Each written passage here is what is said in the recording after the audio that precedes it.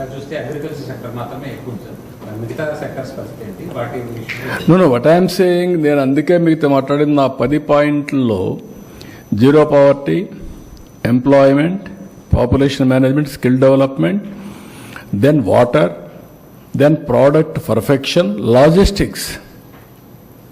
I have taken up why logistics, industrialization, product perfection, industrialization, deep technology in all walks of life, Swachh Andhra Pradesh. ఇవన్నీ ఎందుకు తీసుకున్నానంటే అవి focus చేస్తే తప్ప service sector పెరుగుతుంది. Tourism is 20% growth rate పెట్టుకున్నాను. ఇప్పుడుండే రూములు ఏమాత్రం చాలు, కనీసం ఒక 50,000 రూములకు టార్గెట్ పెట్టుకున్నాం. 100 రూములు వేసుకుంటే ఆవరేజ్న 500 హోటల్ రావాలి ఆంధ్రాలో. అందుకే నేను ఇండస్ట్రియల్ స్టేటస్ ఇచ్చేదానికి. So this is where I'm visualising all these things. Agriculture ఎందుకు గ్రో అయిందంటే అది కూడా మీరు గుర్తుపెట్టుకోవాలి.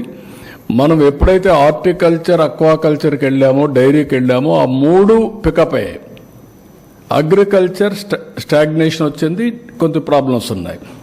అందుకే మీరు ఎక్కడ చూసినా 1/3 భూమిలో హార్టికల్చర్ ఉంటే horticulture GSDP is more than agriculture 2/3.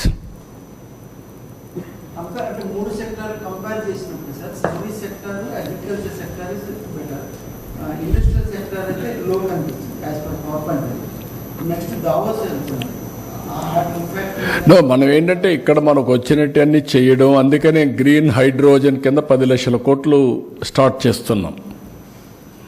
రెండోది ఇండస్ట్రియలైజేషన్ కింద ఇక్కడే మనం చూస్తే పెట్రోలియం రిఫైనరీకి మనం వెళ్తున్నాం. మిత్తల్ ప్రాజెక్టు 1 లక్ష కోట్ల రూపాయలతో minimum government of India accept చేసింది. మనం అడిగింది 12 నుంచి 14 million metric tons iron ore అడిగాం ఎన్ఎండిసి నుంచి. వాళ్ళు మా దగ్గర లేదని 7 నుంచి 9కి ఇస్తామంటున్నారు. ఇప్పుడు కనీసం 80 మటు కూడా ఇవ్వలేమంటున్నారు. 7 to 9 ఇస్తామంటున్నారు. అగ్రిమెంట్ చేయమంటున్నాం. అగ్రిమెంట్ చేసి వర్క్ స్టార్ట్ చేస్తారు. అక్కడ 1 లక్ష కోట్ల మినిమం పెట్టుబడులు వస్తాయి. అది పెంచుకుంటూ పోవచ్చు. ఇట్లా వేరియస్ ఆస్పెక్ట్స్ని కోఆర్డినేట్ చేసి ముందు పెడుతున్నాం. ఇన్ఫ్రాస్ట్రక్చర్, పోర్ట్స్ అన్నీ వస్తాయి, షిప్ బిల్డింగ్ వస్తుంది, లాజిస్టిక్స్కి వెళ్తాం, రోడ్లు వేస్తాం. ఇప్పుడు నేను చెప్పాను కొన్ని రోడ్లన్నీ కూడా రిపేర్లు చేస్తున్నాం. రేపు నెక్స్ట్ లెవెల్కి వెళ్తాం రోడ్లన్నీ. గవర్నమెంట్ ఆఫ్ ఇండియాది ఇప్పుడు మీరు చూస్తే 50,000 కోట్ల రూపాయలు నేషనల్ లెవెల్లో ఖర్చు పెడుతున్నాం. 3 ఏళ్ళు పూర్తవుతాయి. దానిపైన 70,000 కోట్ల రూపాయలు రైల్వేస్లో ఖర్చు పెడుతున్నాం. మన రోడ్ల మీద అన్ని ఖర్చు పెడుతున్నాం. విలేజ్ ఇన్ఫ్రాస్ట్రక్చర్ కాన్సన్ట్రేట్ చేస్తాం. ఎవరి ఇంటిపైన సూర్యఘర్లో పవర్ జనరేట్ చేస్తాం. వాళ్ళు వాడుకుంటారు, మిగిలింది గవర్నమెంట్కి ఇస్తారు, మళ్ళీ కావాలంటే తీసుకుంటారు. వేరియస్ స్కీమ్స్ అన్నీ కూడా పెట్టి how to take forward we're doing our best. Sir,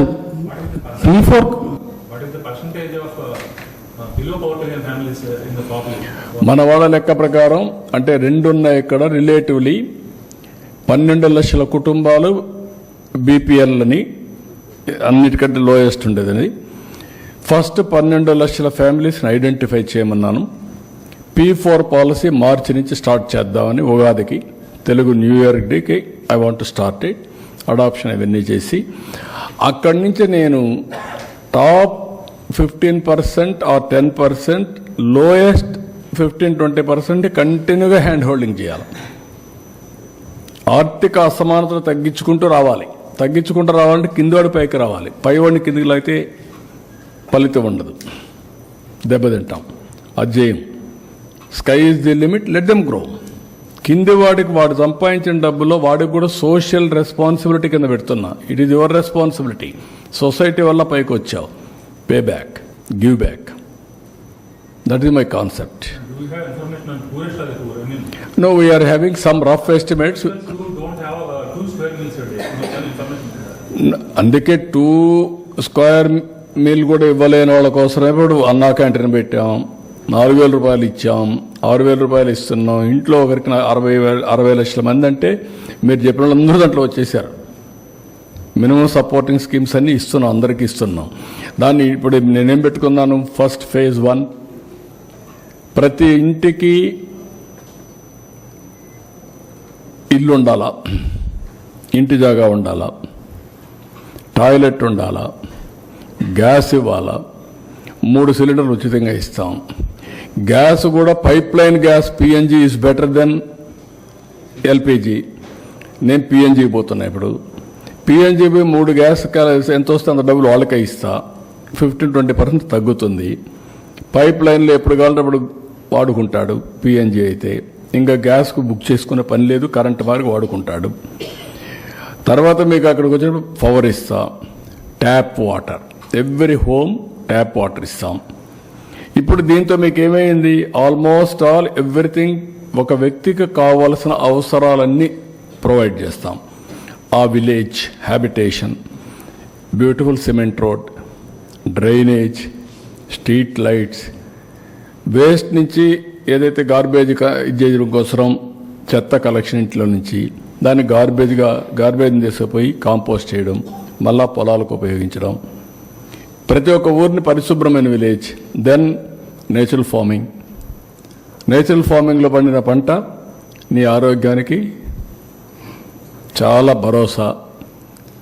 నువ్వు హాస్పిటల్ పోయి తగ్గుతుంది, మీనింగ్ఫుల్ లైఫ్ ఉంటుంది. ఇంట్లో పైన కరెంట్ ఉత్పత్తి చేస్తున్నావు, నీ వెహికల్కి నువ్వే ఛార్జ్. నేను అడిగాను మా ఊర్లో పోయి, మా ఊర్లో కూడా 6-7 వెహికల్స్ ఉన్నాయి, 10 వెహికల్స్ కార్లు ఉన్నాయి. పక్క ఊర్లో ఇంకొక 10 ఉన్నాయన్నారు, ఇంకొక ఊర్లో చూసి 20-30 ఉన్నాయన్నారు. పిల్లలు చదువుకున్నాక వాళ్లే పంపించేస్తున్నారు. ఇప్పుడు నేను చెప్పేసిన పాలసీలో ఇంటి పైన పెట్టుకుంటే కార్ ఛార్జ్ చేసుకో, నీకు ఖర్చు లేదు. You go anywhere and come back. సైకిల్కి చేసుకో ఛార్జింగ్, స్కూటర్కి చేసుకో. నేను 200 యూనిట్లు అందరికీ ఫ్రీగా ఇస్తున్నా, 300 యూనిట్లు 78,000 ఇస్తాం సబ్సిడీ.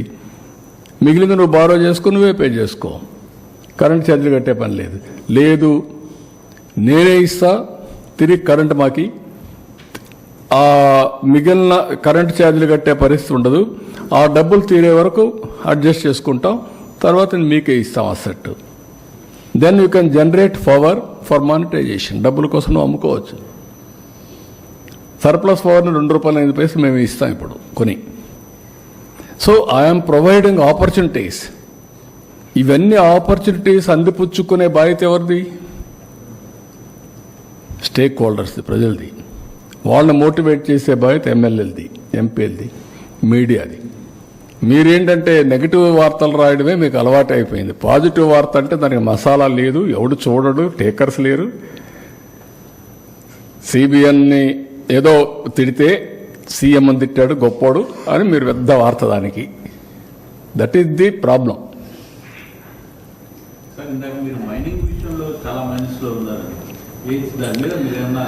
చూస్తున్నా. ఇప్పుడు కూడా ఒక మీటింగ్ ఉంది, ఈరోజు ఇది కూడా ఒక మీటింగ్ ఉంది, దాని మీద కసరత్తు చేస్తున్నా.